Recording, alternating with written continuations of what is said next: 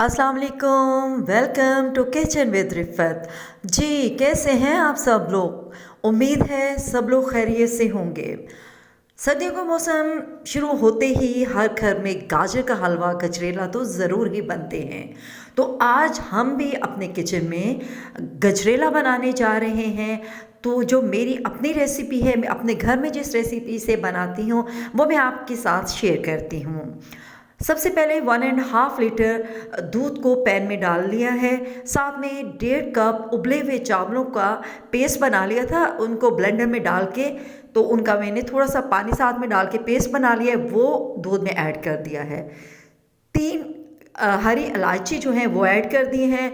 5 से 6 मिनट उसको पका लेना है।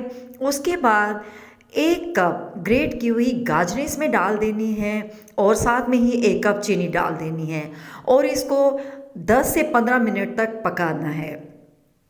जब दूध जो है वो थोड़ा सा थिक हो जाएगा, गाजर भी पक जाएगी, तो उसके बाद इसमें मैंने 2 चम्मच खुश्क दूध और ड्राई फ्रूट्स जो हैं, ड्राई नट्स जो हैं, वो अपनी चॉइस के मुताबिक आप जोन जोन से भी डाल सकते हैं, आपके पास अवेलेबल हैं वो आप डाल सकते हैं, तो वो डाल देना है।